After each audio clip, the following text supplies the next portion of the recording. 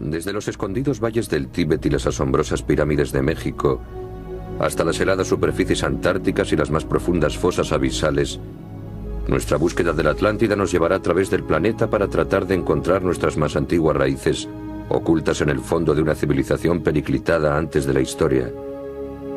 La Atlántida es objeto de eterna fascinación y de obsesiones implacables. Nuestra búsqueda se extiende por el espacio y el tiempo, deteniéndose en los momentos claves de la historia de la humanidad y en la parte oscura de nuestros anhelos de perfección. El mito de la Atlántida se ha propagado durante generaciones, todas buscando una visión personal de aquel paraíso perdido.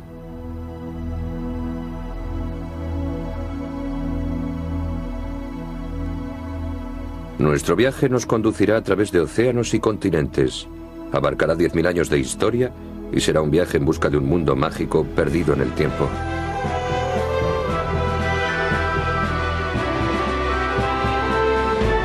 En busca de la Atlántida.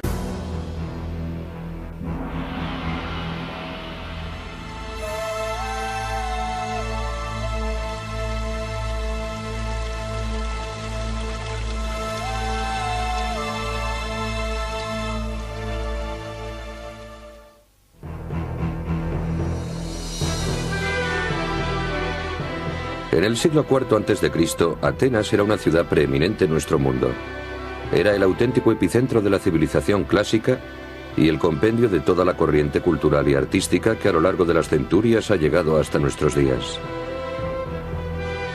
Y fue aquí, en la primera democracia de la Tierra, donde 3 siglos y medio antes de la era cristiana, el insigne filósofo Platón dio por primera vez forma literaria a la Atlántida.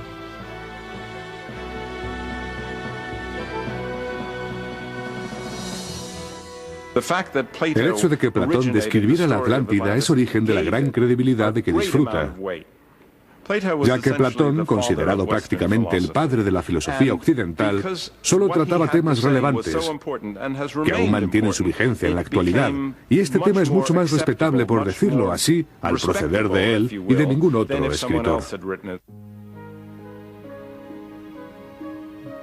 Platón escribió el Critias hacia el final de su vida, aunque había oído hablar de la Atlántida con ocasión de una velada entre amigos cuando él no era más que un muchacho. Seguramente escuchó a escondidas. Dicha cena tuvo lugar en casa de un tío de Platón, siendo algo común en la Atenas de entonces las reuniones entre hombres estudiosos y acomodados, en la que se comía y bebía, se contaban relatos y se intercambiaban ideas.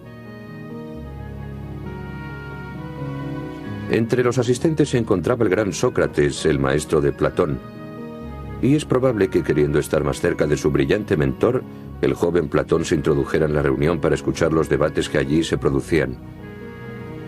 De esa manera supo que la leyenda de la Atlántida contaba con generaciones de antigüedad y que había sido transmitida por el sabio y legislador Solón, quien la recibió de los egipcios. Solón fue uno de los 7 sabios de Grecia y gozó de gran predicamiento por sus actividades legislativas. Él fue quien estableció las bases en las que se fundó la democracia ateniense. Era poeta y científico, además de hombre de Estado. Egipto era el destino de una especie de peregrinación practicada por todos los sabios de la época. Y Solón debió de escuchar allí el relato de la Atlántida.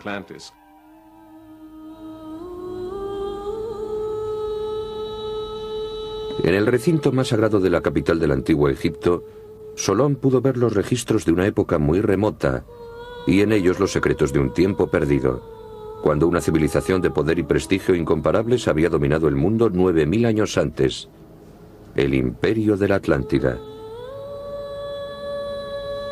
La descripción que el sacerdote egipcio hizo a Solón sobre esta poderosa civilización, desaparecida para entonces, es el punto de partida de todas las investigaciones realizadas en busca de la Atlántida, una descripción que, en palabras de Platón, tiene la gran ventaja de ser un hecho, no una ficción. Se decía que la Atlántida se hallaba al otro lado de las columnas de Hércules, fuera del Mediterráneo, en un océano que ahora llamamos Atlántico. Platón especificó claramente la ubicación de la Atlántida y sus dimensiones, describiéndola como de mayor tamaño que los continentes de África y Asia unidos. Estaba más allá de las columnas de Hércules, que así se llamaba lo que ahora conocemos como el Estrecho de Gibraltar. Eso no puede significar sino que se encontraba en el Océano Atlántico, justo al oeste de la península ibérica y el norte de África.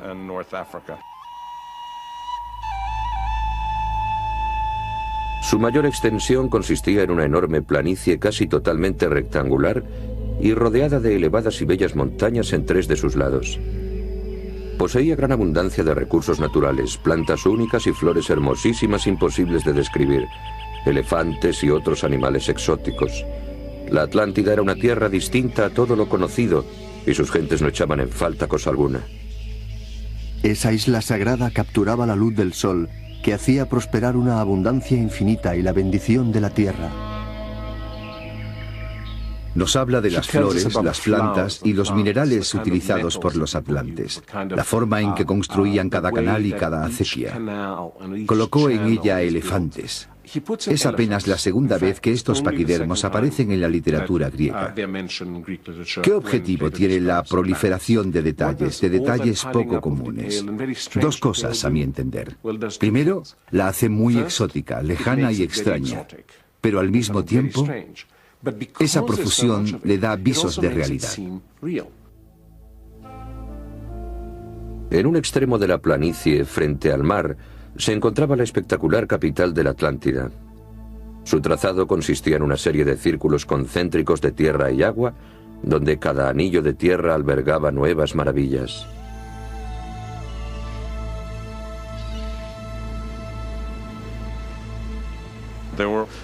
Había muelles para un gran número de embarcaciones y una carretera elevada por la que se descargaban las riquezas que entraban en la Atlántida. En otras palabras, sus habitantes tenían en su país todo lo que pudieran necesitar.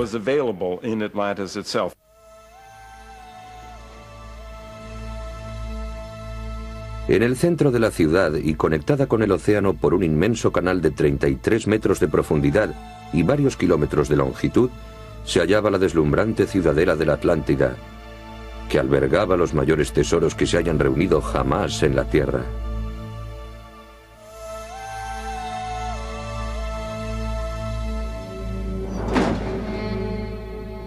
Ningún rey ha poseído, ni es probable que llegue a poseer jamás, tan gran número de riquezas. Platón nos relata que durante largo tiempo los atlantes vivieron en paz con el resto del mundo en su bella y paradisíaca isla. Despreocupados de problemas materiales, pudieron dedicarse por entero al estudio y cultivo del espíritu, viviendo en armonía con la naturaleza. Pero pasó la Edad de Oro e incurrieron en los mismos errores de los demás mortales.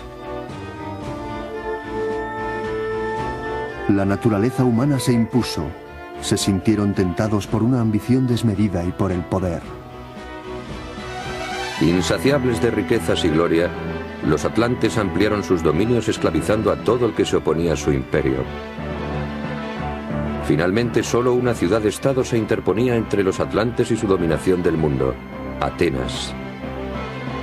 Allí, y a manos de los atenienses, los ejércitos de la Atlántida sufrieron por primera vez una aplastante derrota. Una derrota a la que poco después siguió un desastre natural que condujo a la devastación de la mayor parte del mundo, destruyendo completamente la isla atlántica.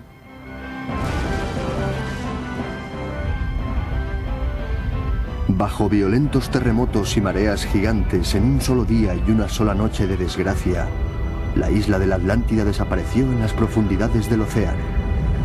En un día y una noche, tanto los atlantes como los atenienses que los combatían desaparecieron de la faz de la tierra.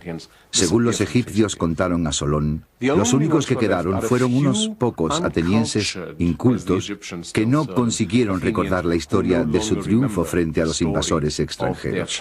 Por eso tuvieron que aprenderla de nuevo de los egipcios cuando Solón fue a visitarlos. Esta trágica historia recogida por Solón en Egipto fue la que muchos años después se relató en aquella reunión de Atenas. Una historia que se habría perdido totalmente de no escucharla un joven que no había sido invitado a la cena, pero que consiguió recordar cada una de sus palabras.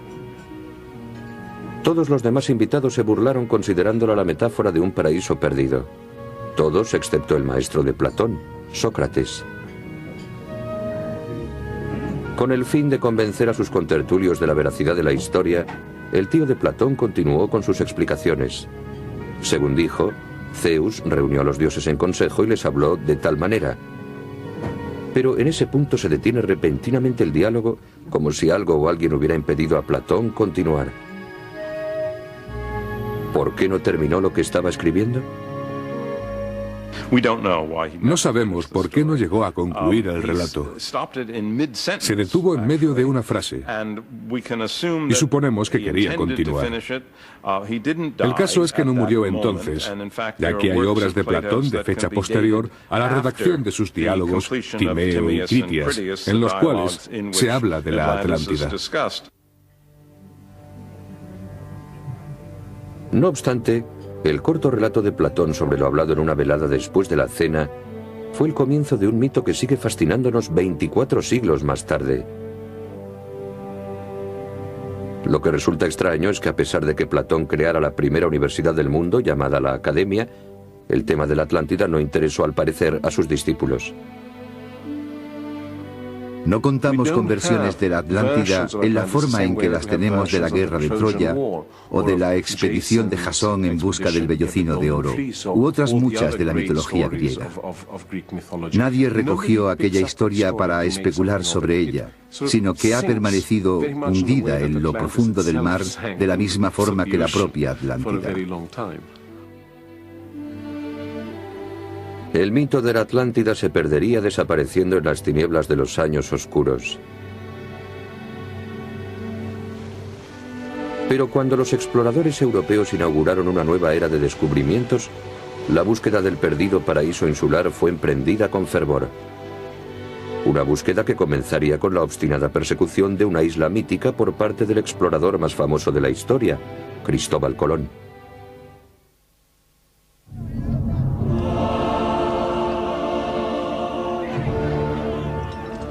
La Santa Inquisición Española. En nombre de Dios, sus miembros recorrían el país en busca de algún signo de desviación de la única fe verdadera. En menos de una década perecieron miles de personas, judíos y musulmanes, cristianos no practicantes y marginados sociales, a manos todos de la férula de hierro del celo religioso. En una atmósfera tal de terror, España no parecía un punto de partida lógico para el viaje sin precedentes del descubridor Cristóbal Colón.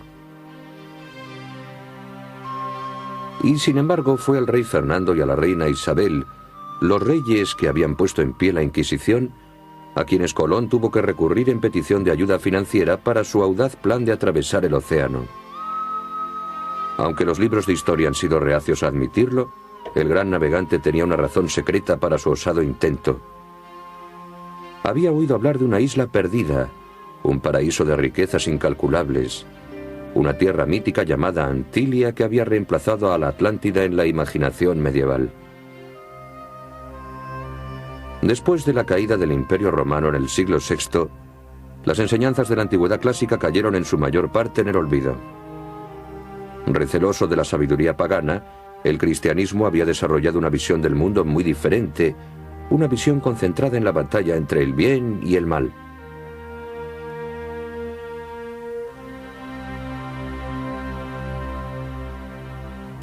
En el centro de este mundo estaba Jerusalén, rodeada por los tres continentes entonces conocidos, Europa, Asia y África. Más allá se encontraba el mundo inferior, habitado por personas que no descendían de Adán y Eva, lo que las convertía para la mente de muchos en hijos del diablo. Colón, no obstante, tenía una idea diferente sobre la geografía de la Tierra, y esa idea lo convertía en una persona claramente sospechosa.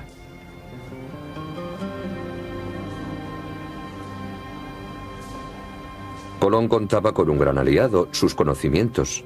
conocimientos adquiridos en historias de viajes y mapas de dudoso origen y que podían haber puesto en peligro su vida.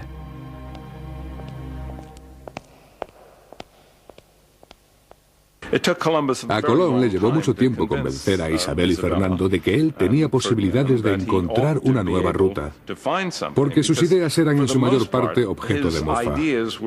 Por supuesto, estamos en la época de la Inquisición, cuando las personas con ideas diferentes de la normativa impuesta no solo eran ridiculizadas, sino a veces incluso quemadas en la hoguera.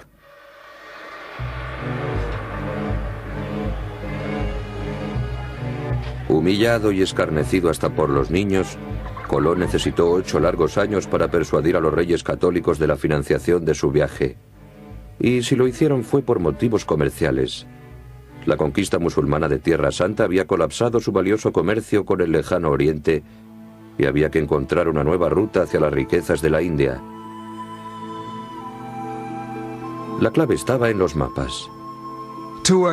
Para un rey europeo, un mapa era un tesoro mayor que ninguna otra cosa en el mundo, porque le permitía acceder al nuevo mundo, a sus tesoros y al futuro. Y todos ellos guardaban sus mapas bajo 7 llaves. Tanto era así que el robo de un mapa de otro país era un golpe maestro.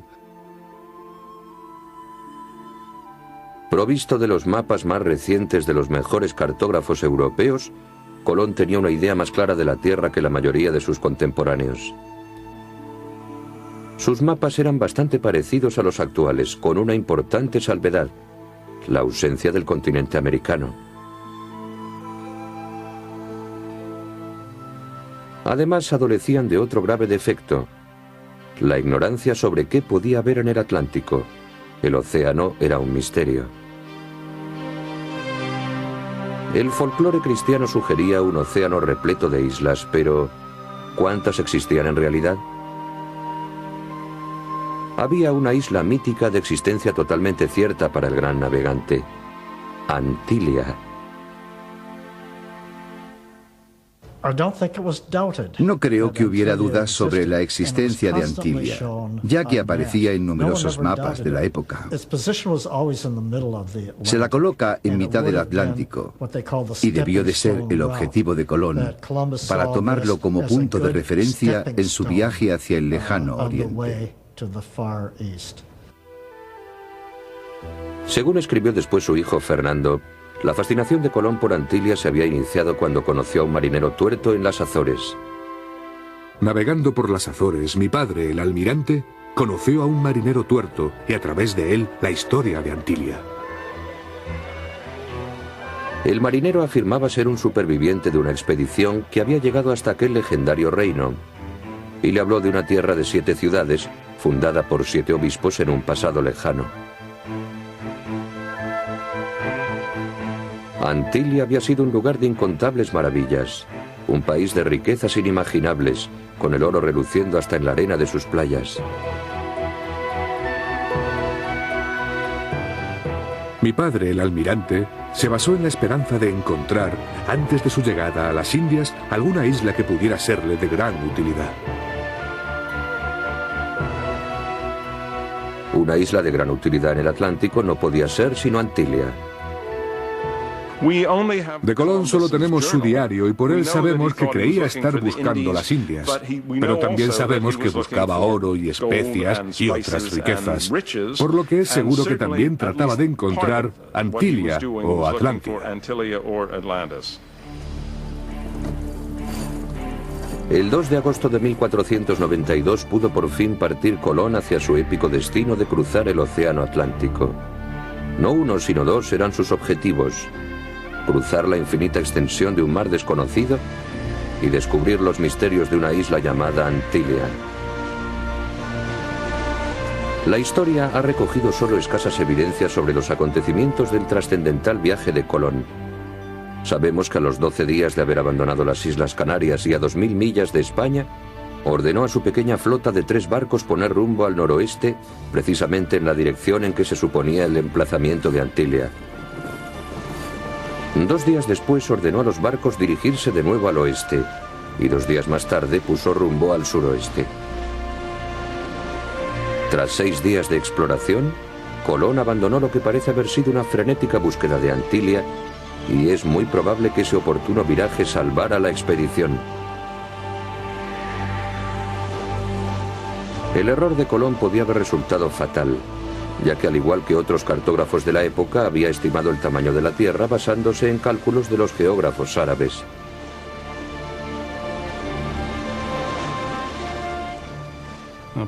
El problema es que esas mediciones figuraban en millas árabes, de mucha mayor longitud que las millas italianas.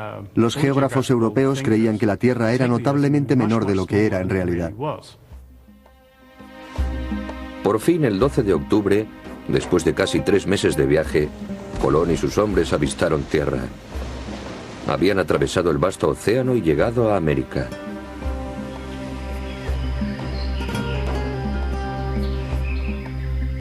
De regreso en España en calidad de héroe, Colón convenció a los reyes católicos de la necesidad de 3 nuevos viajes para colonizar el Nuevo Mundo.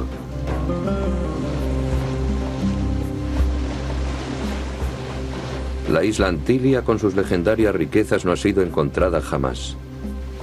Ahora su nombre lo lleva un archipiélago del Mar Caribe, las Antillas.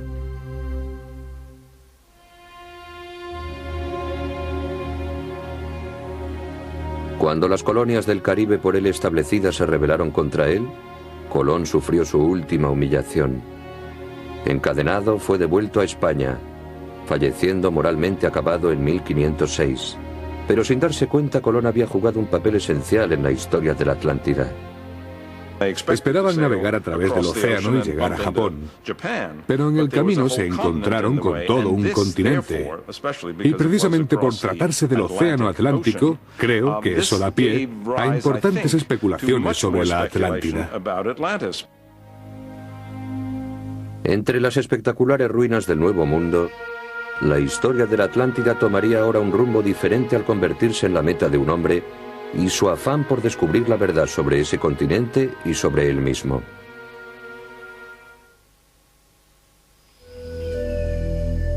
A 48 kilómetros de la actual Ciudad de México se hallaba Teotihuacán, la espectacular ciudad de los dioses, un conjunto de ruinas ya con anterioridad a los aztecas, que la consideraban el lugar de nacimiento del astro rey. Los conquistadores españoles quedaron tan maravillados ante la majestuosa ciudad que uno de sus primeros cronistas no pudo por menos de escribir: No hay razón para que sigamos dudando de la existencia de la Atlántida. El descubrimiento y la conquista de las Indias demuestran claramente lo que Platón escribió. 150 años después de que Colón descubriera América, aquella misma idea inspiraría a un hombre para venir a esta ciudad del silencio en búsqueda de pruebas físicas del legado perdido de la Atlántida. Una búsqueda que se completó con el descubrimiento que hizo de sí mismo.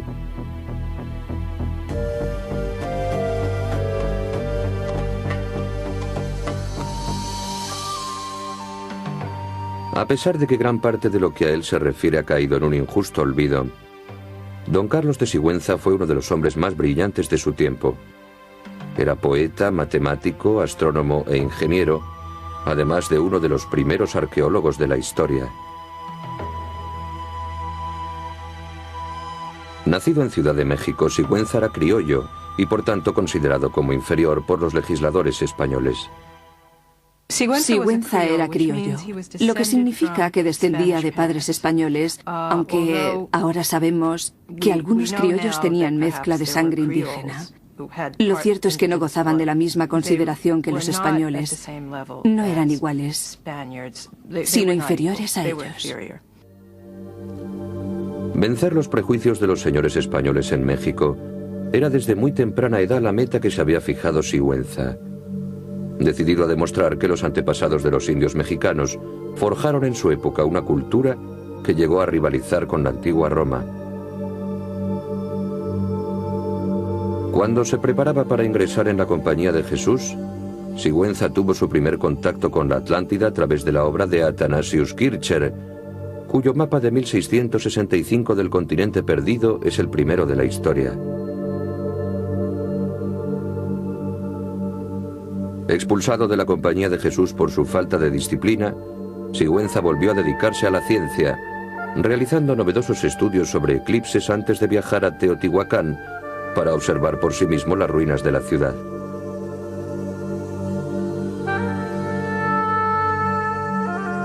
Lo que allí encontró le llenó de asombro.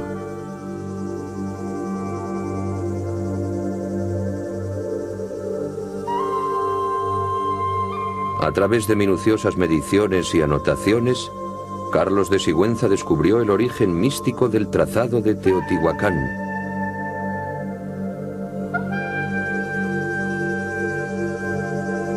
Un rompecabezas que requería de un talento matemático como el suyo y que le hizo volver a las ruinas sagradas una y otra vez. La ciudad ofrecía todas las características de una avanzada civilización: astronomía, escritura jeroglífica y construcciones piramidales extrañamente parecidas a las del antiguo Egipto. Vio un gran paralelismo entre Egipto y la primitiva cultura mexicana reflejado en el calendario, la vestimenta, los jeroglíficos y las pirámides. ¿Podrían haber estado relacionadas esas dos culturas? Me ha estimulado el gran amor que siento por mi país y la extraña información que he podido recoger. Estos datos probablemente morirán conmigo a causa de mi extrema pobreza.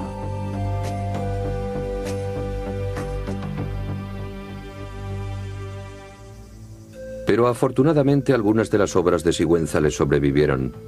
Y así hemos sabido que entre estas monumentales ruinas él creyó haber encontrado la respuesta al antiguo enigma de la Atlántida.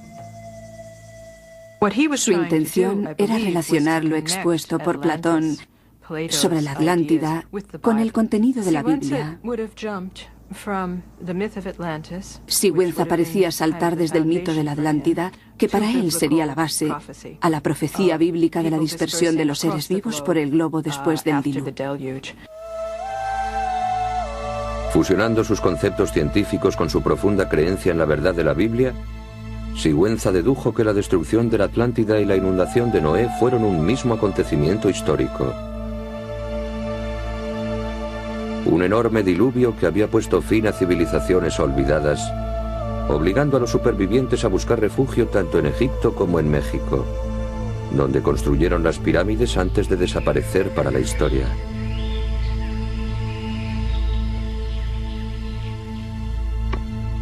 Sigüenza pensaba que si podía demostrar que las pirámides mexicanas contenían cámaras ocultas igual que las egipcias, se vería confirmada su teoría sobre la Atlántida. Bajo el ardiente sol mexicano, Sigüenza y sus sirvientes pasaron varios días tratando de encontrar la entrada a las abandonadas pirámides. Pero fracasaron, dejando a Sigüenza frustrado y triste por no poder convencer a los escépticos europeos de los logros alcanzados por los antiguos mexicanos y su conexión con la Atlántida. Y todavía faltaba lo peor, un auténtico desastre. En 1692 estalló una revolución en Ciudad de México. La población nativa se rebeló contra la crueldad y los malos tratos que les infligían los señores españoles. El fuego se extendió por la ciudad. Una multitud incontrolada entró en el palacio del virrey e incendió el Archivo Nacional en un acto de venganza inconsciente. Sigüenza corrió al lugar. El archivo contenía un sinnúmero de documentos que se remontaban a los tiempos de la conquista y constituían un enorme cuerpo de pruebas entre las que el polígrafo contaba con hallar un día la evidencia para su teoría sobre los orígenes atlantes de México. Sigüenza se sumergía en las llamas una vez tras otra, tratando de salvar lo más posible. En su desesperación empezó a pagar a los alborotadores para que le ayudaran, perdiendo así todo lo que poseía por recuperar unos pocos documentos. Cerré las vigas y pedí que mantuvieran las puertas abiertas. Con mi propio esfuerzo se rescataron del fuego los mejores documentos de la ciudad. A su esfuerzo debemos gran parte de nuestros conocimientos sobre el México antiguo y su conquista. Lamentablemente, después de la muerte de Carlos de Sigüenza en 1701, la mayoría de su obra se perdió.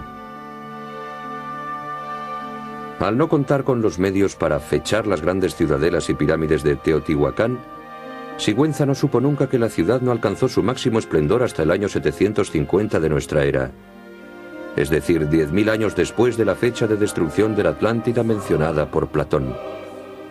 Pero Sigüenza sí estaba en lo cierto respecto al secreto de estas pirámides, ya que contienen cámaras mortuorias ocultas en la profundidad de la tumba, un hecho que no se descubrió hasta 3 siglos después de su muerte. Las antiguas pirámides fueron de nuevo objeto de fascinación 100 años después. Cuando Napoleón invadió Egipto en 1799, llevaba consigo el mayor número de hombres de ciencia que jamás haya formado parte de una campaña militar. Los descubrimientos realizados por los arqueólogos de Napoleón generaron una obsesión por todo lo antiguo a escala nacional, y hasta tal punto que el escritor francés Julio Verne trasladó la historia de la Atlántida desde las arcanas bibliotecas de unos pocos eruditos aislados hasta la imaginación de todo el mundo.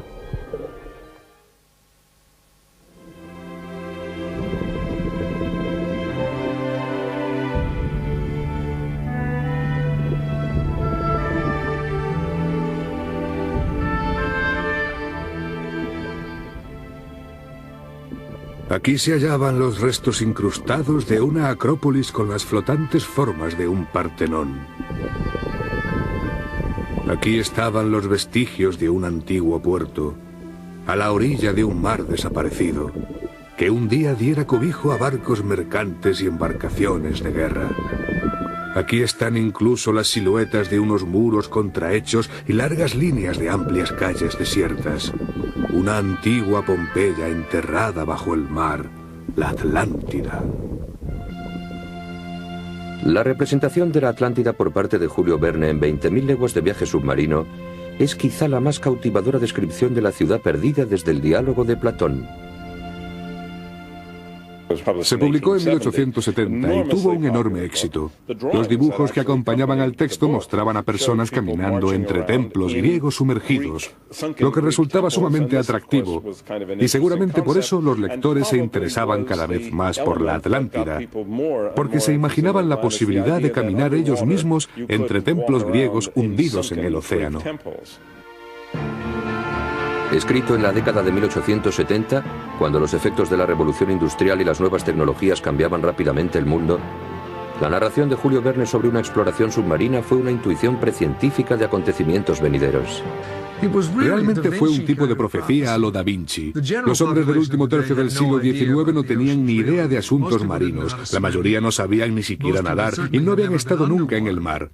Lo único que sabían era que el océano estaba poblado por monstruos que probablemente se tragaban a los barcos y con toda seguridad a las personas. La representación de Julio Verne de la Atlántida, ubicándola en una cima de volcanes submarinos en medio del océano Atlántico, era tan convincente que durante la siguiente década un escritor distante medio mundo de Francia se sentiría impulsado a demostrar la autenticidad de la Atlántida. Ignatius Donnelly, excongresista y vicegobernador de Minnesota, había criticado duramente a los magnates y empresarios que controlaban los asuntos políticos del país y había elegido liderar la causa del hombre de la calle. Lamentablemente, su idealismo solo le aportó desgracias políticas y financieras. Con un hombre llamado Nininger, fundó en Minnesota una comuna que se llamó Nininger City. No debió de tener mucho éxito como comuna idealista, ya que en el momento de clausurarla solo contaba con un residente, y ese era Ignatius Donnelly. En 1880, Donnelly estaba ya fuera de la política y entregado a su propia suerte.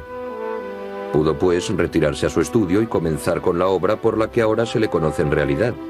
Un libro titulado La Atlántida, el mundo antediluviano.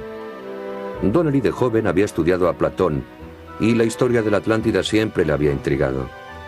Ahora que disponía de tiempo, se dedicaría a leer todo lo que encontrara sobre este tema, ya que quería averiguar de una vez por todas la verdad sobre la Atlántida.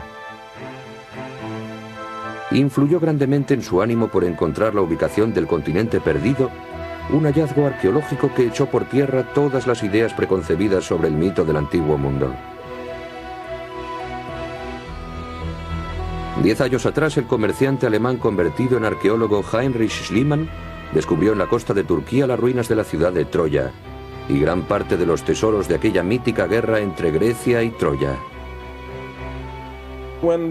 Cuando Schliemann descubrió Troya, la visión que la gente tenía de la mitología y la arqueología cambió totalmente. Antes de Schliemann se creía que las obras de Homero eran pura ficción, pero él disentía, preguntándose si no hubo en realidad una ciudad troyana. Se dedicó a leer a Homero con toda atención, imaginándose correctamente dónde podía estar situada Troya al realizar una traducción literal de la obra de Homero.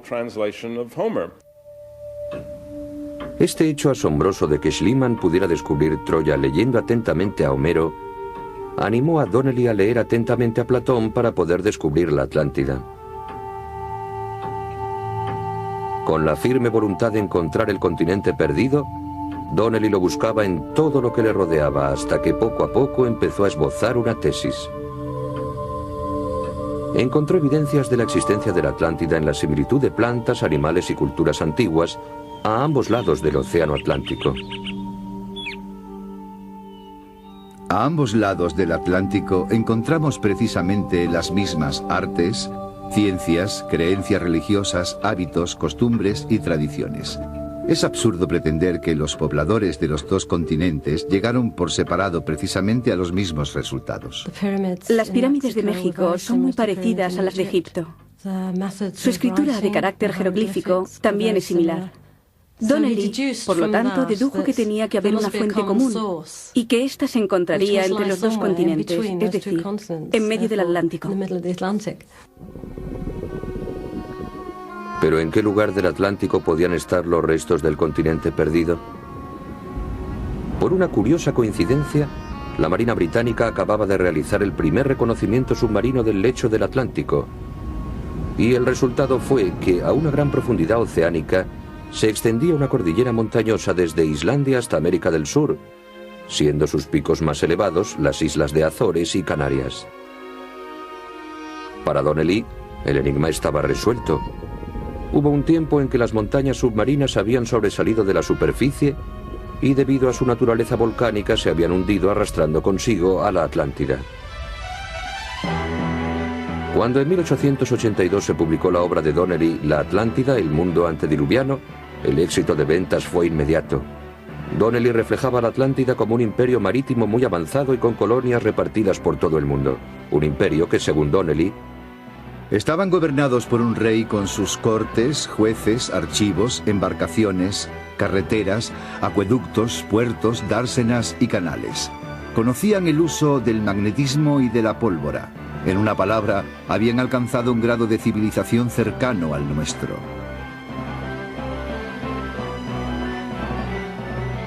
El libro de Donnelly generó debates tanto en los salones de moda como en las más prestigiosas academias científicas.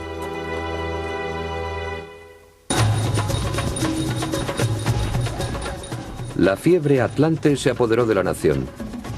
En los carnavales de 1883, el grupo New Orleans Mardi Gras recogió el legado.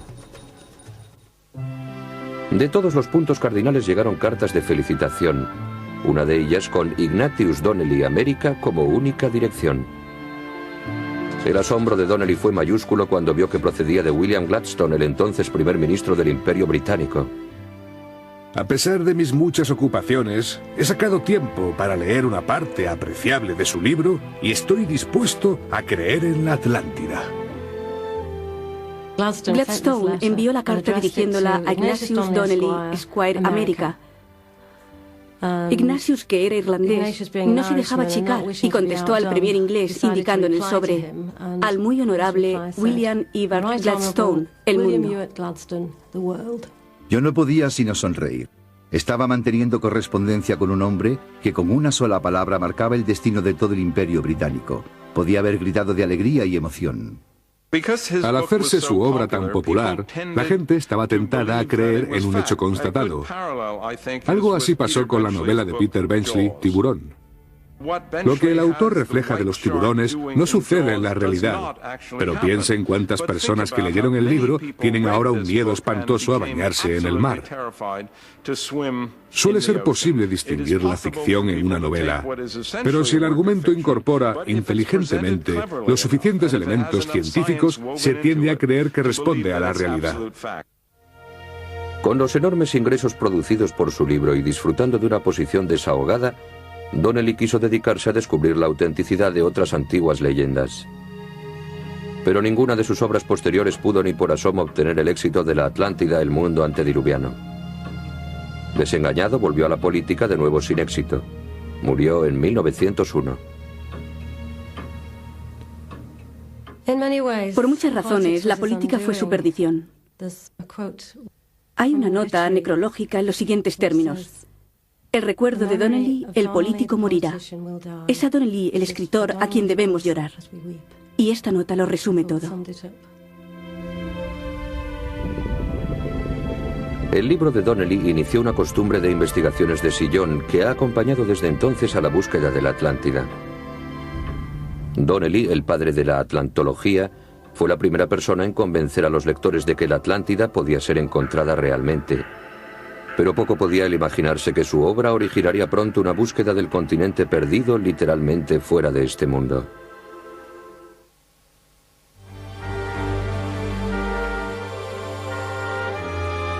Elena Petrovna Blavatsky llegó a Nueva York en 1873 sin un céntimo, tras años de recorrer el mundo.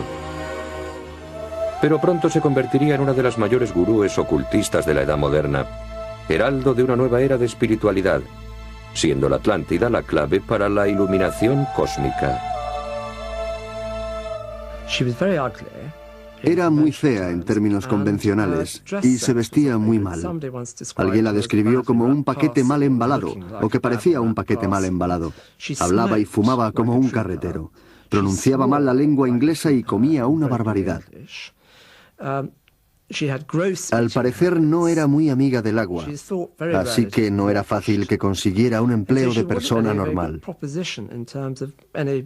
El único talento del que se vanagloriaba era su afinidad con los espíritus. Con sus aires de misterio, su acento ruso que la hacía casi incomprensible y su extravagante comportamiento, Madame Blavatsky se convirtió pronto en una estrella de la escena neoyorquina. A través de una serie de curiosos pases, revelaba a sus invitados que estaba en comunicación con fuerzas misteriosas de la Atlántida.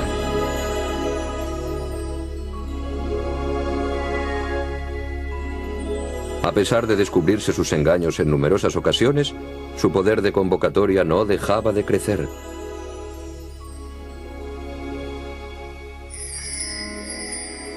Al poco tiempo, Madame Blavatsky atrajo la atención del coronel Henry Olcott, un antiguo miembro del comité que había investigado el asesinato del presidente Lincoln.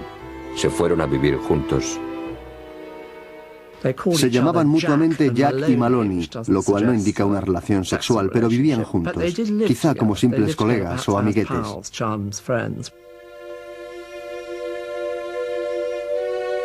En breve empezaron a aparecer por todo el piso unas misteriosas cartas escritas con su propia letra.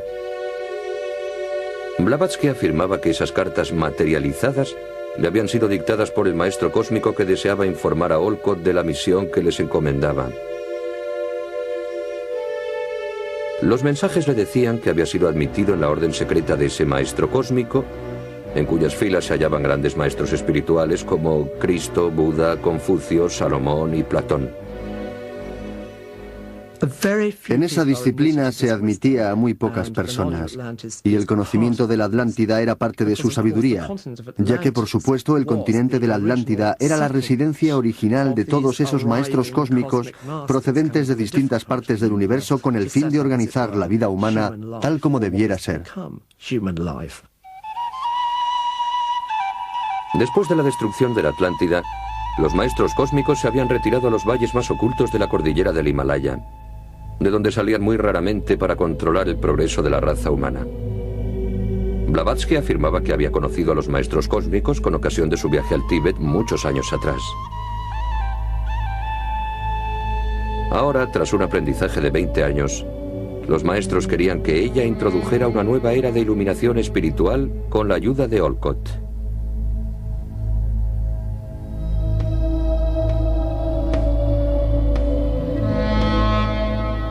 En 1875 los dos compañeros fundaron una organización dedicada a la fraternidad universal, la investigación de los poderes psíquicos latentes en el ser humano y la extensión de su sabiduría desde Oriente a Occidente. La llamaron la Sociedad Teosófica. Por extraño que parezca, una década después tenían representaciones en todo el mundo, incluida la India, donde Mahatma Gandhi se hizo miembro de la sociedad. Se podría decir que sin ella no existiría la nueva era.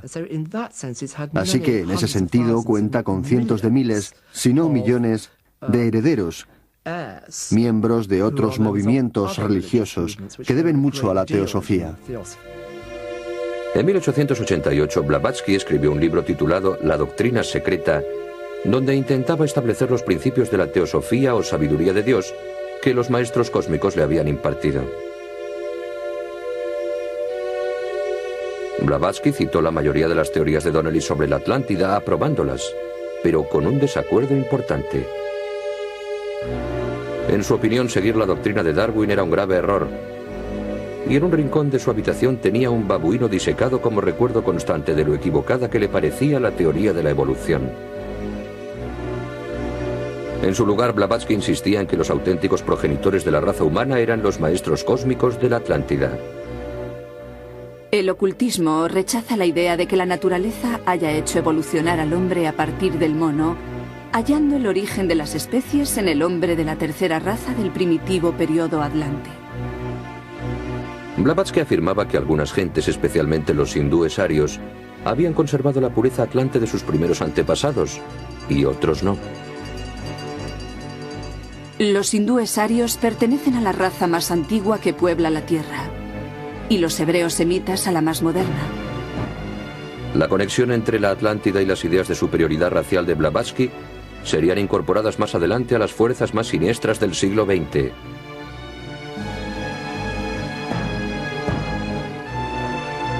Madame Blavatsky murió en 1901 y, fiel a su filosofía de la abuela de la nueva era, se despidió agitadamente de este mundo. Las ideas de Madame Blavatsky cubren de largas sombras la historia de la Atlántida, fertilizando su suelo para los mitómanos de la nueva era espiritual. Pero curiosamente será la propaganda del Tercer Reich la que primero haga uso de sus teorías sobre una raza atlante pura. Corría el año 1933 y en América Central estaba a punto de desvelarse uno de los capítulos olvidados de la historia de la Atlántida. En lo más intrincado de la selva de Guatemala, una expedición arqueológica alemana cree haber descubierto algo que podría poner en entredicho gran parte de los conceptos más arraigados sobre la evolución del hombre. Son los restos mortales de una criatura que casi no parece humana y de la que los nativos creen que pertenece a la olvidada raza de los atlantes.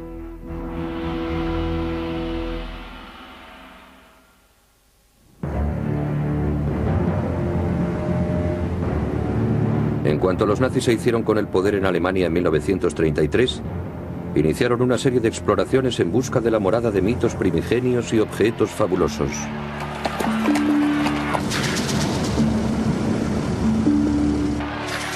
El Arca Perdida de la Alianza, el Santo Grial,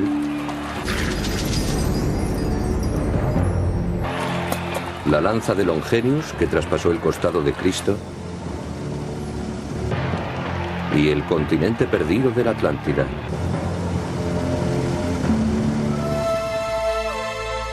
Para Adolf Hitler, estos lugares y objetos contenían una oscura promesa de conocimientos secretos y poder sin límites. Si los nazis conseguían dar con ellos, sus ejércitos serían invencibles. Se enviaron misiones por todo el mundo desde el castillo de Wewelsburg, el siniestro corazón del Tercer Reich. Construido en la intersección de 4 caminos prehistóricos tenidos por cabalísticos, Wewelsburg era considerada una zona de corrientes telúricas mágicas y por consiguiente un lugar ideal para las tropas de élite de los nazis, las temidas SS. No olvidéis nunca que somos los caballeros de una orden de la que no podemos apartarnos, ya que hemos sido reclutados mediante la sangre.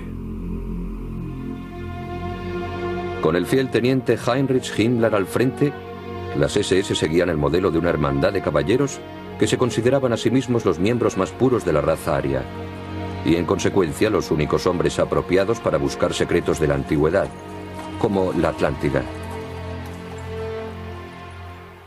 La búsqueda de esos objetos tenía un doble propósito. Por una parte, la publicidad se creaba cuando los arqueólogos alemanes aparecían en los titulares de la prensa buscando el arca o habiendo encontrado la lanza de Longinus, su traslado a Berlín.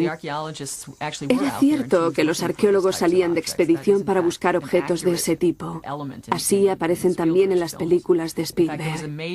Pero sus compañeros de profesión no estaban conformes con que los arqueólogos alemanes fueran el hazmerreír de sus colegas por sus frenéticas búsquedas. El motivo de que los arqueólogos alemanes se obsesionaran de tal modo con la búsqueda de objetos y lugares míticos se encuentra en el desastre de la Primera Guerra Mundial y su terrible periodo posterior, cuando el mito de la Atlántida jugó un papel decisivo en la ascensión de los nazis al poder.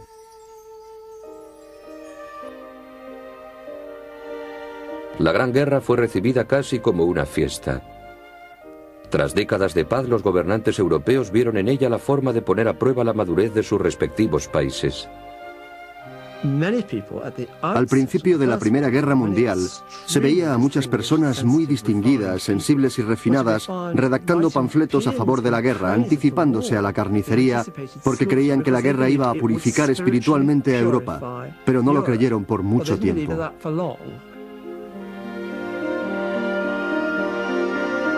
Al final de la guerra, los muertos se contaron por millones y el mapa de Europa estaba totalmente trastocado. Derrotados por los aliados, los imperios alemán y austrohúngaro se fragmentaron, lo que condujo a que por toda Europa se dispersaran personas de habla alemana, personas humilladas y profundamente inseguras.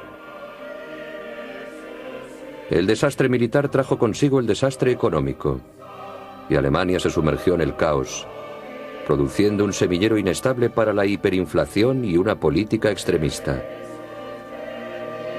Con falta de seguridad en ellos mismos y su papel en el mundo, los alemanes volvieron los ojos hacia la historia con la esperanza de encontrar en un pasado lejano la forma de reinventarse en el presente. Estamos hablando de una nación, la alemana, que en los años 20 atravesaba una crisis de identidad. Se sentían menospreciados y, lógicamente, la búsqueda de un sistema de símbolos les permitiría sentirse mejor. La arqueología era una de las formas en que los alemanes trataron de crear una imagen propia de la cual poder sentirse orgullosos.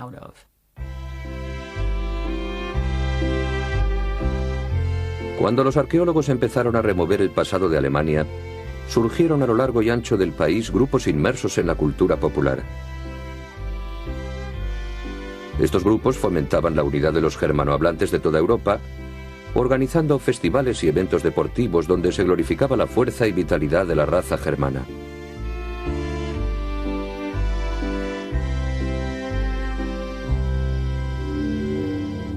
Entre sus miembros se hallaban los más entusiastas partidarios de algunas ideas muy poco ortodoxas que vinculaban el pasado de Alemania con el mito de la Atlántida.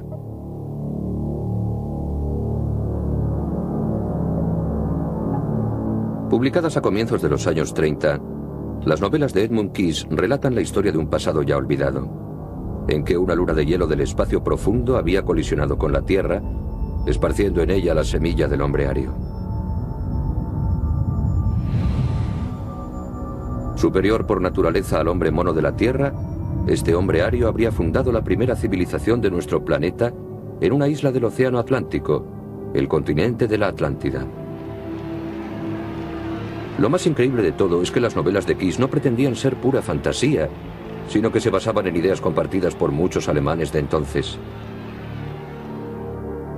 Edmund Keyes publicó una serie de novelas sobre la Atlántida, al menos 4 que yo conozca. El mar cristalino, Primavera en la Atlántida, La última reina de la Atlántida y otra serie sobre una migración a América del Sur. Parece que estas novelas fueron muy populares. Himmler, desde luego, era muy aficionado a ellas y Hitler pensaba que, aunque novelada, era la representación de lo que realmente había sucedido. La ciudad atlante imaginada por Keyes era muy parecida a la descrita por Platón. Pero en el centro de la ciudad, en lugar de un fantástico templo, Keyes colocó un gran ministerio de la guerra, haciéndose eco de los planes nazis para la reconstrucción de Berlín. Los más puros y nobles gobernantes de la Atlántida dirigían desde aquí un imperio que se extendía desde las primeras ciudades de Sudamérica hasta la civilización de la Grecia clásica. Keyes escribió: Solo el tiempo dirá dónde están los límites de nuestro poderío.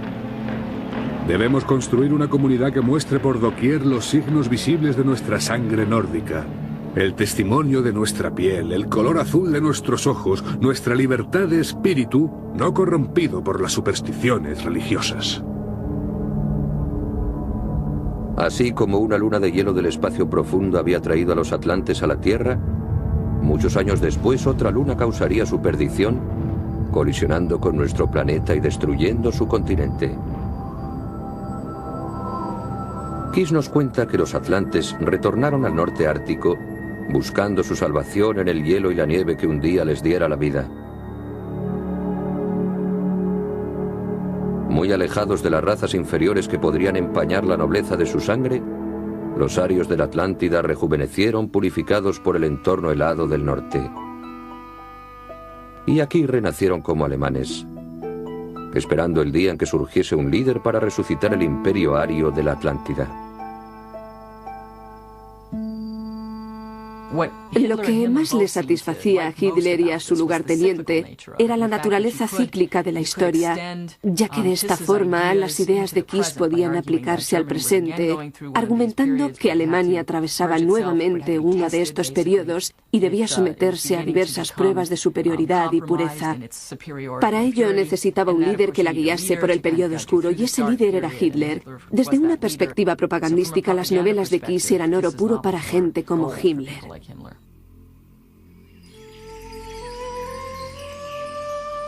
Cautivados por la idea de una Atlántida aria, las expediciones alemanas partieron a Centroamérica, a lo más recóndito de la selva guatemalteca, para iniciar su exploración entre las ruinas mayas cubiertas de maleza secular.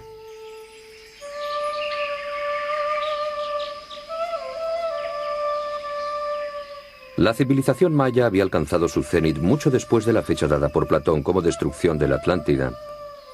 Y sin embargo fue aquí donde los arqueólogos sacaron a la luz unos cráneos extrañamente deformados que la gente del lugar aseguraba pertenecían a los atlantes.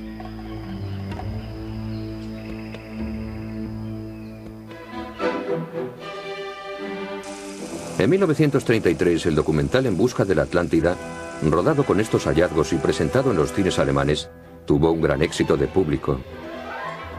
Ante lo cual, los arqueólogos remisos a desilusionar a la población no dieron explicaciones sobre la naturaleza de sus descubrimientos.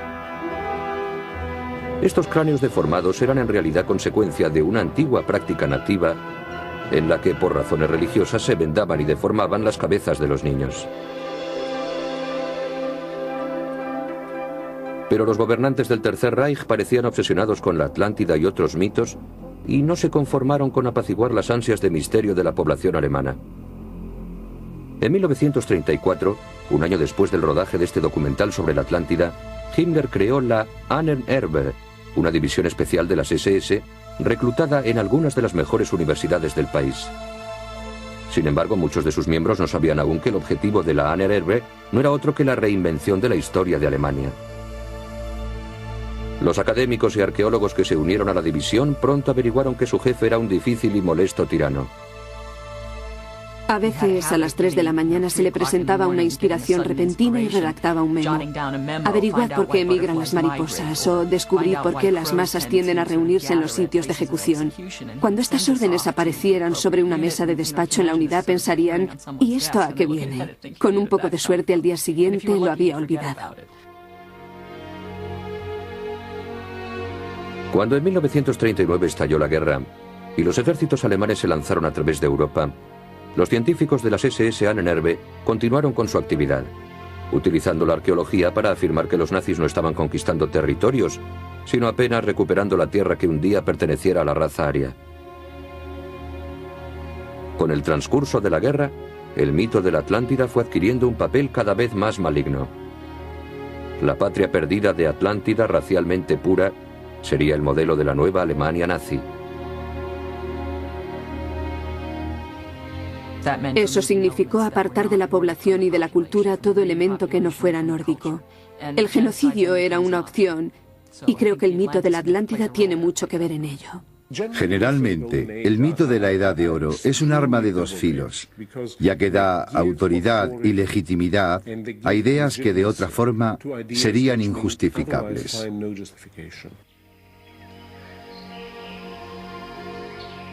Los arqueólogos y académicos que se habían enrolado en la división Ahnenerbe de las SS, creyendo ser los caballeros de una nueva hermandad que se interesaba por el Santo Grial, el Arca de la Alianza y la Atlántida, se encontraron justificando y poniendo en práctica el indescriptible terror del Holocausto. No pueden pretender ahora que no eran más que arqueólogos y que no tenían nada que ver con las investigaciones clínicas o lo que sucediera en los campos. Eso no es cierto, porque Himmler se encargó de que cualquier sector de las SS estuviera implicado en lo que hacían los demás. Todos formaban parte de ese tejido orgánico por él creado.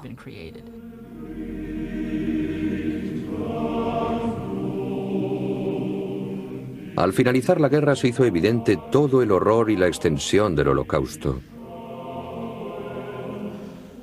Himmler, el jefe de las SS, se suicidó para escapar a la ejecución. Mientras su tropa, los hombres de las SS Ahnenerbe, se diluían en la vida civil, anónimos, olvidados e indemnes. El mito de la Atlántida había cerrado su círculo, transformado a partir de la historia sobre un paraíso en la tierra en una ideología en apoyo de una pesadilla genocida. La mayoría de los hombres de Ahnenerbe no fueron castigados por aquellas atrocidades.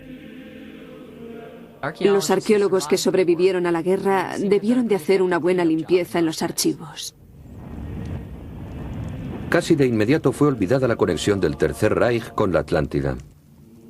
La propaganda nazi había aprovechado el mito para fines letales. Pero al otro lado del océano, mitómanos de un signo totalmente diferente reinventaron también la Atlántida como pura fantasía.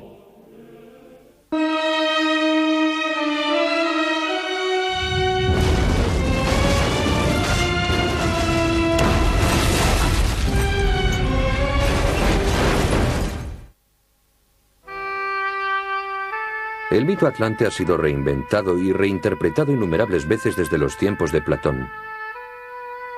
Ahora casi todos conocemos la historia del continente perdido, y no precisamente por haber leído el diálogo del gran filósofo griego, sino a través de los narradores de nuestra era, los hombres de Hollywood. La más famosa de las películas sobre la Atlántida fue seguramente La Atlántida y el continente perdido, del año 1961. En ella, un humilde pescador griego llamado Demetrius salva a la bella princesa Antila del malvado jefe de los atlantes. Pero El continente perdido fue solo la más célebre de un género de películas de aventuras y series B, donde se seguía reinventando la Atlántida.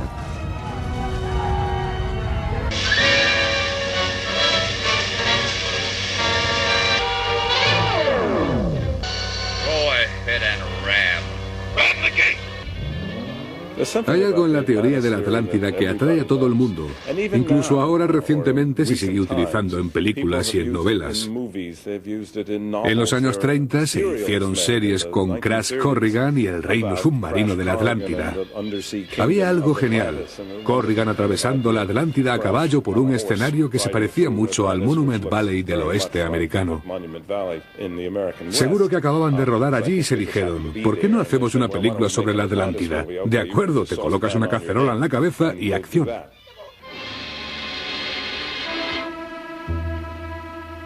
Desde el hombre de la Atlántida, que soñaba con ayudar a la Marina de Estados Unidos a proteger el mundo libre, hasta los señores atlantes de la guerra que querían esclavizarla, La Atlántida ha sido reflejada de todas las formas imaginables, excepto como un lugar real. Sorprendentemente, eso cambiaría de repente.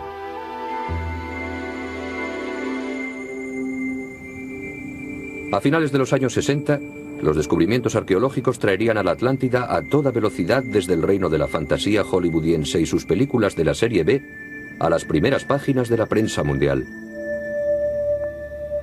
En la isla griega de Santorini y oculta entre roca volcánica, los científicos descubrieron la ciudad perdida de una cultura olvidada y desaparecida a consecuencia de una gran catástrofe.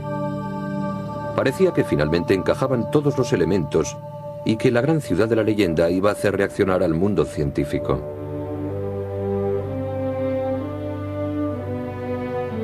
Santorini, la Tera Antigua, es un hermoso archipiélago de pequeñas islas mediterráneas alrededor de un eje central volcánico. Con sus esplendorosas panorámicas e impresionantes puestas de sol, Santorini es una atracción para los turistas de toda la Tierra, que la visitan para conocer la cultura única de las islas griegas. Pero Santorini es mucho más que un retiro pintoresco para las vacaciones.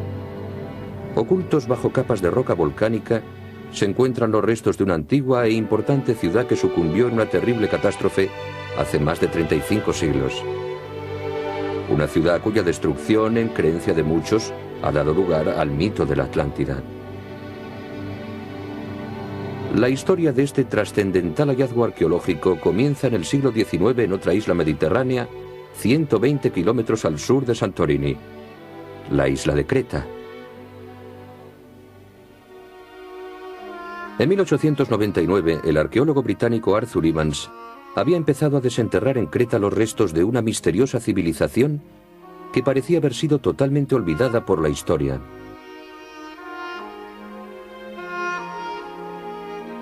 Con base en Knossos, Evans descubrió los restos de una población que practicaba el comercio marítimo, que adoraba al toro y que había construido grandes laberintos, factores que le animaron a denominar minoica a esa cultura desconocida, por el rey Minos, una figura mitológica de la antigua historia de Grecia y a quien se adjudicaba la paternidad del Minotauro.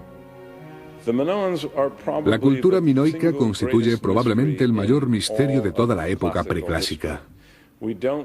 Ignoramos su procedencia y lo que ocurrió con ellos, pero construyeron elaborados palacios y pintaron frescos fabulosos mucho antes de que lo hicieran otras culturas mediterráneas sobre el año 1500 a.C., cuando el Partenón y el propio Platón datan de mediados del siglo IV a.C. Excavando en Creta una ciudad minoica 35 años después de Arthur Evans, un arqueólogo griego llamado Spiridón Marinatos descubrió las pruebas de una enorme explosión volcánica. Cuando llegó a los cimientos, mi padre encontró piedra pómez volcánica en grandes cantidades, lo que le hizo plantearse la posible existencia de un volcán en la zona. En el mapa buscó el volcán más próximo a Creta y su actividad era el de Santorini. Basándose en cálculos provisionales, Marinatos estimó que la erupción del volcán de Santorini se había producido alrededor del año 1500 a.C. Fue un cataclismo equivalente a 150 bombas de hidrógeno que desgarró el centro de Santorini cuando se evaporaron toneladas de roca.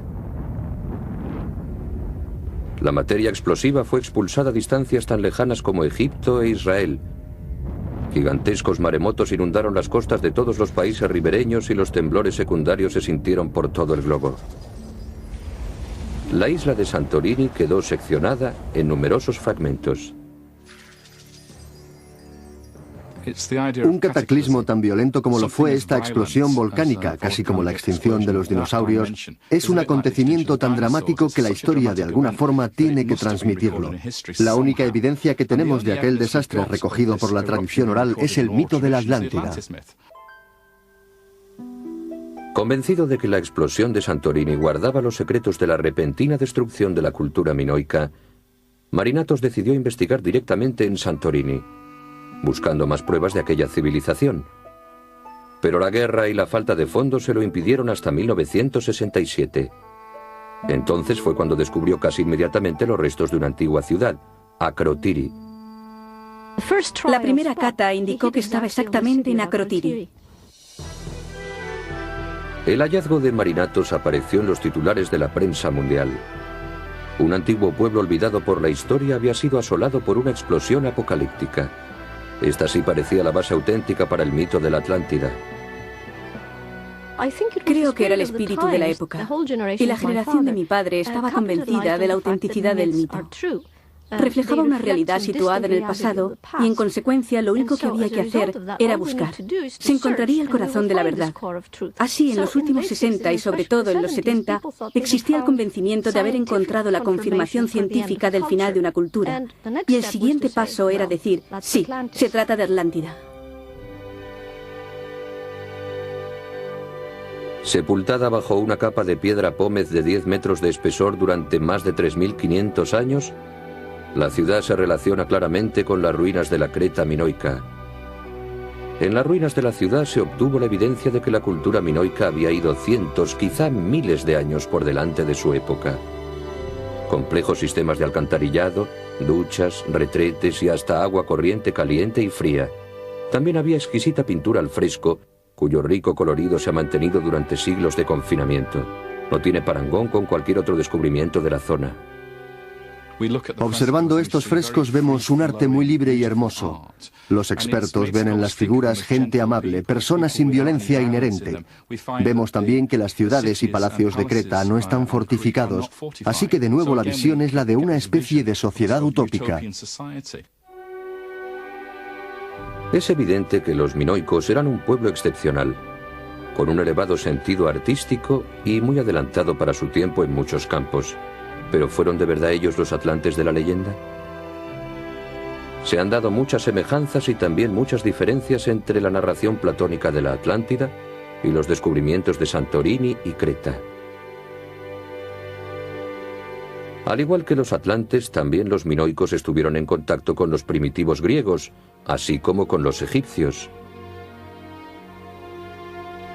Pero aquellos desaparecieron de la historia más próximos al año 900 que al 9000 antes de la época de Platón. Y aunque solo se ha excavado una fracción de la ciudad de Akrotiri, hasta ahora no presenta muchas similitudes con la ciudad descrita por Platón. Y desde luego no se encuentra en el centro del Océano Atlántico. Las opiniones de los científicos están divididas. Lo que encontró Marinatos es muy importante y ha posibilitado una evidencia para al menos una parte de la historia de la Atlántida. Quizá no toda, pero sí una parte, y eso ha sido crucial. No hay comparación entre los minoicos y los atlantes. Los minoicos tenían una cultura muy elevada, pero no extraordinaria. Era una sociedad muy abierta y tenían un imperio, pero dirigido por una flota. Y nada de esto concuerda con la descripción de la Atlántida. No obstante, hay una comunidad de personas que está firmemente convencida de que Santorini es la antigua y legendaria Atlántida, los propios isleños. Los habitantes de Santorini tienen lógicamente un gran interés en hacer que los turistas piensen que han encontrado el continente perdido de la Atlántida. ¿Y a qué se debe eso? Es evidente que gracias a esa creencia, Santorini se ha convertido en uno de los lugares más importantes del planeta, donde se venden con éxito camisetas, pósters, cacharros y todo lo que es factible de llevar impresa la palabra Atlántida. Pero los empresarios de Santorini descubrirían pronto que la suerte de poder reivindicar su asociación con Atlántida no estaba libre de competencia. Apenas unos meses después de descubierta Akrotiri, la cultura hippie de los 60 descubrió su propia Atlántida con una imagen muy diferente del continente perdido. En el verano de 1968, los ocupantes de una avioneta que volaba sobre la costa de Bimini, cerca de Florida, vieron debajo de ellos, entre las claras aguas, unas formas misteriosas. En breve, el lugar fue motivo de gran interés, sobre todo cuando en las aguas vecinas se encontraron también partes de antiguos monumentos. ¿Podrían estas extrañas y deformadas rocas, conocidas ahora como la carretera de Bimini, ser las corroídas ruinas de la antigua Atlántida? Su repentina aparición había sido vaticinada por el más famoso vidente de Estados Unidos, Edgar Cayce. Llamado el profeta durmiente por el estado de trance en que pronunciaba sus predicciones, Case había augurado que la Atlántida resurgiría de las aguas en 1967 o 68. Pero las circunstancias del descubrimiento cubrirían con una sombra de dudas este resurgimiento. No solo por el hecho de que la carretera de Bimini hubiera sido descubierta por seguidores de Case, sino también porque resultó que el vidente estaba patrocinado por un pudiente hombre de negocios para que encontrara oro, petróleo u otros depósitos minerales en las Bahamas. Al parecer, esta vez los poderes de Case lo abandonaron.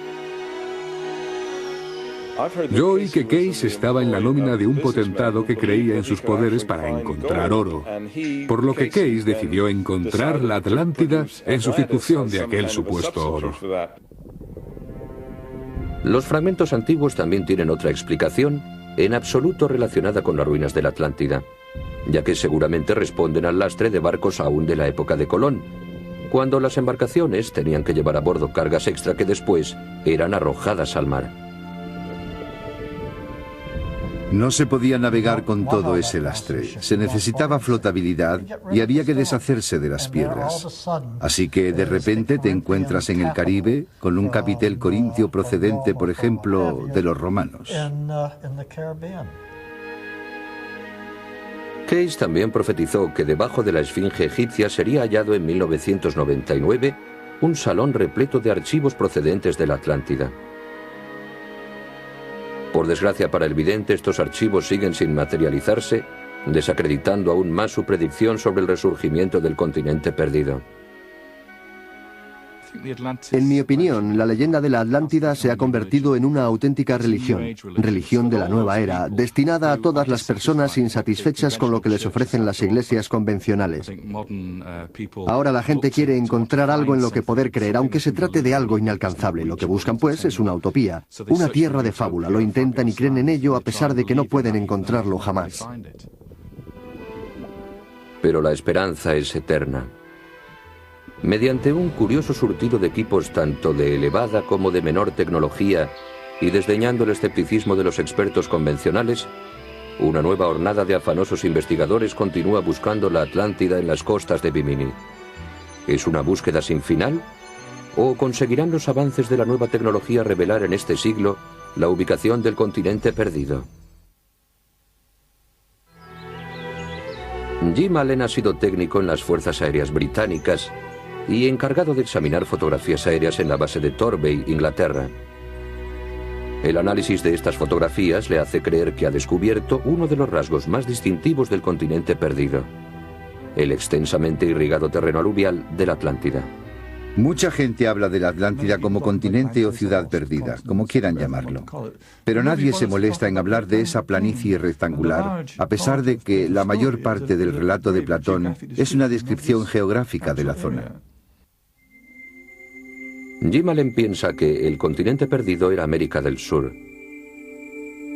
En los Andes, en las tierras de aluvión bolivianas llamadas el Altiplano, Jim cree haber encontrado la planicie descrita por Platón. Había una planicie de la que se decía que había sido la más favorecida de todas, por su fertilidad, la suavidad de su terreno y su uniformidad. Era de forma rectangular y la atraviesan canales artificiales de 33 metros de profundidad. ¿Sería posible que el altiplano de Bolivia fuera la meseta Atlántida? A pesar de numerosas expediciones, Jim no acaba de conseguir una prueba concreta a su favor. Los científicos ni siquiera admiten su tesis a examen. Hace tiempo escribí al arqueólogo que dirige en Cambridge el collage correspondiente, pero él me devolvió todo el material sin haberse dignado a mirarlo y con una nota que decía: la Atlántida es un tema que nunca me ha interesado. Supongo que refleja la opinión de todos los arqueólogos actuales. Pero Jim Allen no se rinde y confía en que los avances de la tecnología hagan recapacitar a los escépticos arqueólogos, considerando lo que para él es una teoría incuestionable. La tecnología moderna del trazado de mapas por satélite, desconocida hace 20 o 30 años, ofrece una demostración clara de que esta es la planicie rectangular de la que hablaba Platón. Jim Allen no es el único en confiar en la moderna tecnología para hallar la ubicación del continente perdido. Desde la Columbia Británica en Canadá, Rand Flemath también está convencido de que los satélites guardan la clave para encontrar la Atlántida. Rand cree que, en un remoto pasado, un catastrófico suceso geológico desplazó la corteza exterior de la Tierra sobre su núcleo fundido, desplazando el continente desde el templado océano Atlántico hasta el helado Polo Sur. Una teoría llamada desplazamiento de la corteza terrestre y que contó con notables partidarios, entre ellos Albert Einstein, cuya correspondencia sobre esta cuestión ocupa muchas páginas. Para hacernos una idea, debemos imaginarnos una naranja a la que quitamos la cáscara y luego la volvemos a colocar. Pero al haber un lubricante entre la cáscara y la carne, la primera, es decir, la corteza, se desliza, mientras el resto, toda la parte interior, se mantiene estable. Según Rand, unos pocos atlantes consiguieron sobrevivir a este desastre inimaginable y habrían fundado las primeras civilizaciones conocidas, las que legaron a la humanidad sus más grandiosos monumentos. A partir de claves matemáticas y esotéricas contenidas en estos monumentos, Rand afirma haber descodificado la situación exacta de la ciudad de Atlántida, que seguiría enterrada bajo kilómetros de hielo antártico. Creo que hemos encontrado en la Antártida coordenadas muy específicas donde se observa bajo el hielo un objeto circular de unos 1.400 metros, visible por satélite a 1,6 kilómetros de profundidad. Sus detractores afirman que tratar de localizar por satélite la Atlántida bajo kilómetros de hielo está condenado al fracaso desde el principio. Estas personas piensan que la capa de hielo está en rotación como la cáscara de una naranja y quieren verse a sí mismos sobre la Atlántida. El hielo se mueve, las placas terrestres se mueven. Eso sucede efectivamente, pero lo que no se da es una placa de hielo cubriendo civilizaciones existentes.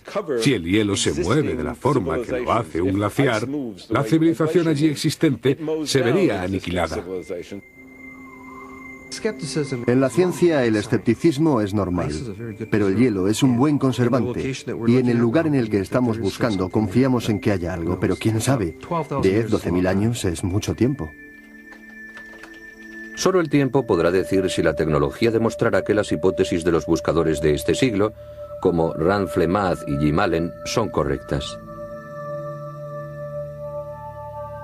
A través de los años, los buscadores de la Atlántida han seguido diligentemente las claves expuestas en la descripción platónica de hace 2000 años.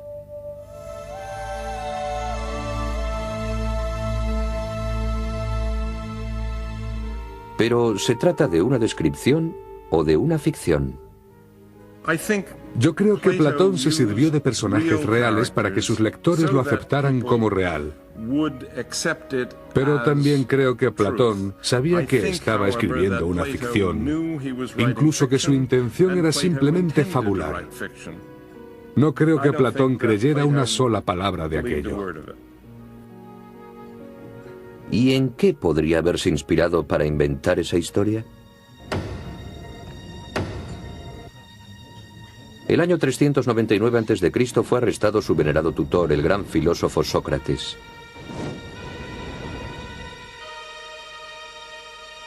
En un juicio público se le acusó de corromper la moral de Atenas al exponer abiertamente sus ideas.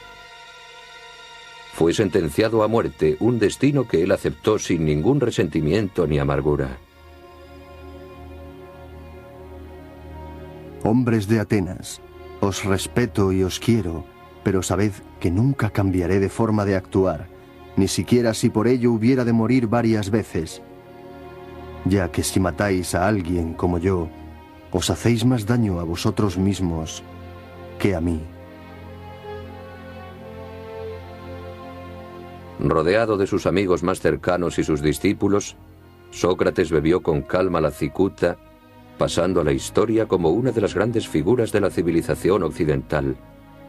Pero el dolor de Platón no encontraba paliativos. Platón tenía a Sócrates por el mejor, más amable y justo de los hombres. Y ahora veía que Atenas, la ciudad que amaba, se volvía contra él y le quitaba la vida. Creo que fue una experiencia tan desoladora que una gran parte de su obra es un esfuerzo por descubrir sistemas alternativos, de carácter político y social, en los que la horrible injusticia cometida con Sócrates no pudiera volver a producirse. A eso podría obedecer su creación de un mundo ideal, donde la filosofía encarnada por Sócrates estaría a salvo para siempre.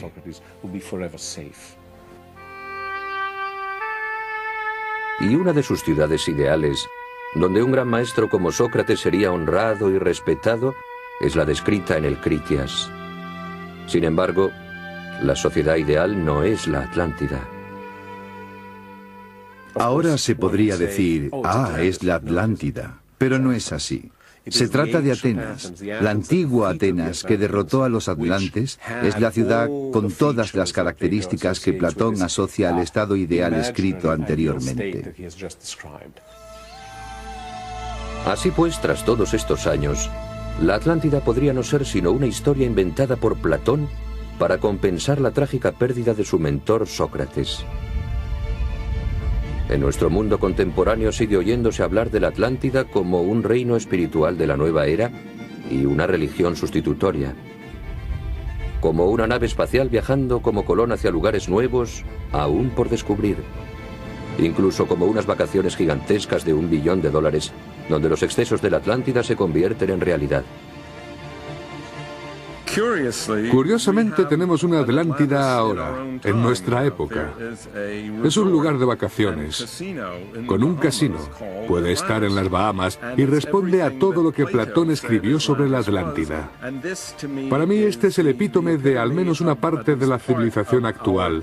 Se podría decir que también forma parte de la caída de nuestra civilización contemporánea. Cada período histórico refleja, a su modo, tanto la puesta en pie de una Atlántida como las razones de su destrucción. Creo que esa es la razón de que el mito haya funcionado siempre, lo mismo que se ha hablado siempre de edades de oro. Utilizamos esos mitos como proyección de aquello que nos admira y al mismo tiempo nos asusta en grado sumo.